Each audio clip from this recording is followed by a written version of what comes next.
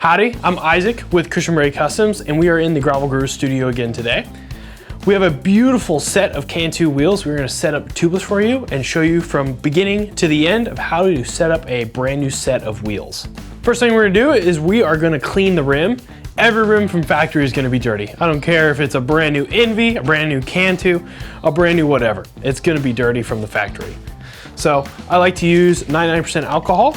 We're gonna spray that on a clean rag. We are going to clean that rim until we don't see any more black on our paper towel.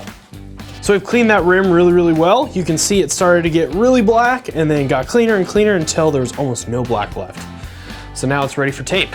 First of all, this stand makes tubelessing wheels super easy. This is made by Tubeless Solutions.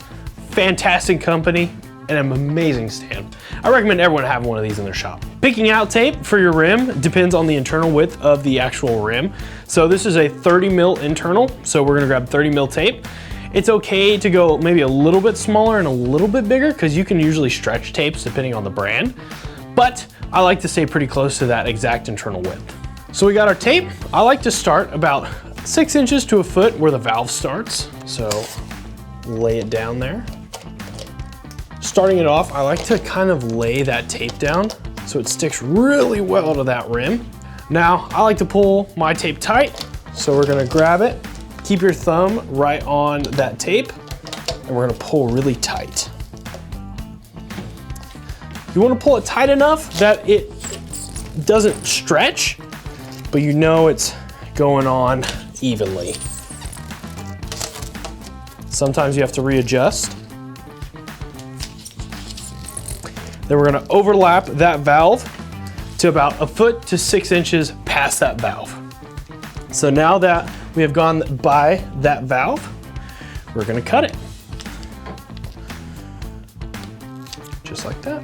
So now that we got our tape laid down, I like to go and grab our rag that we just used to clean off the rim, and we're gonna go right past where that seam is, where we stopped that tape, and we're gonna lay down that tape.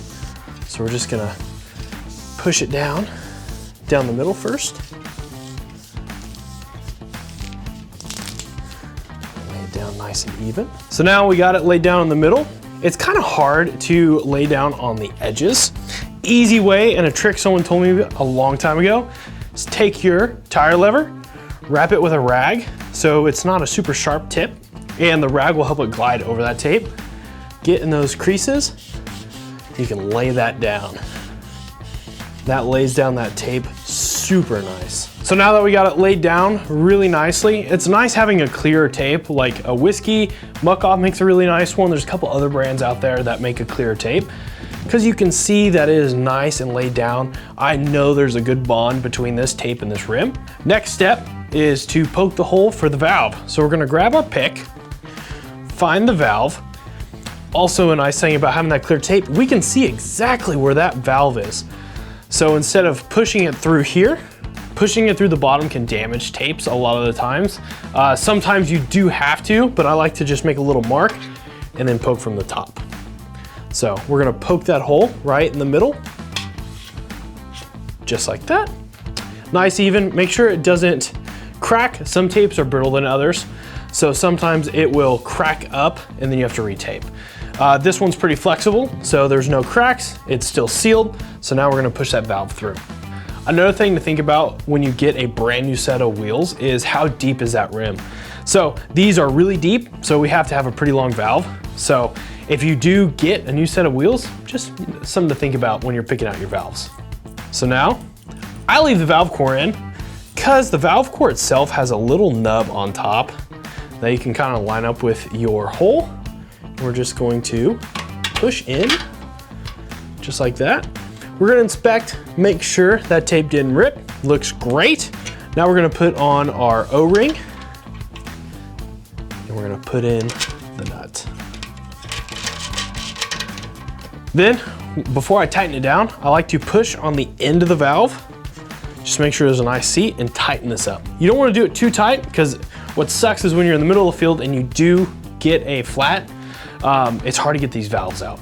Nice thing to have is the wolf tooth pack pliers, because you can use that to take that nut off. Another thing to think about too is if you do need to use a tube, make sure it's the right size valve on the tube. You can do valve extenders, or you can buy an actual tube with a long valve. So we've set up the tape, we put the valve in, now it's time to put on the tire. Now we're just basically doing the tubeless install. Pro tip for y'all, we are going to line up the logo of the actual tire with the valve. It just looks pro, especially with these Can-2 wheels. They have their 3 logos on there, it just looks pro. So now we're gonna figure out the rotation of our tire and our rotation of the wheel. So we know this wheel is gonna be turning this way in the bike. So we have to find the arrow or the rotation of the tire. So most tires will have an arrow pointing which direction that tire is supposed to turn. So we're gonna throw this guy on, make sure we line up our logos and the valve. Get that one side on first. There are multiple ways of doing this. Brand new tires are always gonna be harder to get on. So just use your preferred way of getting a tire on.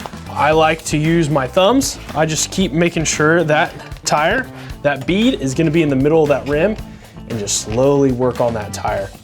Most of the time, every tire, you should be able to put it on and take it off without a tire lever. So we got one side on. Now we're gonna put in our sealant. Brand new tires will soak up more sealant. So on average, I try to have about 4 ounces sealant in tires. Depending on the tire, like Gravel Kings, they will soak up sealant so quick. Some other tires will not soak up sealant that quick.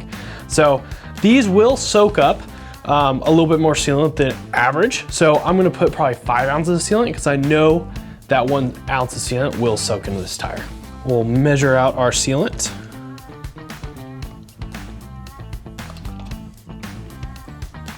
Got our sealant on. I like to start from the valve, pop it on that tire. We're just gonna work our way around. Get that sealant in that closed position of the tire. Now, this is usually the hardest part. We're gonna make sure we get that tire in the center of that wheel, make it easiest possible for us. Now we'll pop it on with our thumbs. Just like that. Now, we're gonna fill it up with some air. So now, we're gonna put on our safety glasses or our safety squints. We're gonna put some air in this tire, hopefully just pop on. Oh, there we go. All the popping has stopped. We're gonna check to make sure that it is fully seated and it looks beautiful. There is no wobbles. I don't see any sealant coming out of the edges. Check your nipples. Always check your nipples. Check your valve, and I don't see any sealant coming out of there. Other thing you can do is spray soapy water on it. Check for any leaks. You'll see bubbles, but this is pretty much a perfect tubeless setup. Make sure to put your valve cap on. One thing I really love to do too, especially with this tubeless solution stand, so I can flip it over and spin it.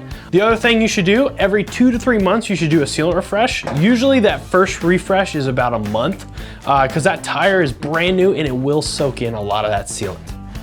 So don't be surprised the next morning it does go a little bit low. Fill it up with air and go out and ride. Really appreciate you guys watching. If you do like this content, make sure you like and subscribe. Also follow us on social media for upcoming videos and events.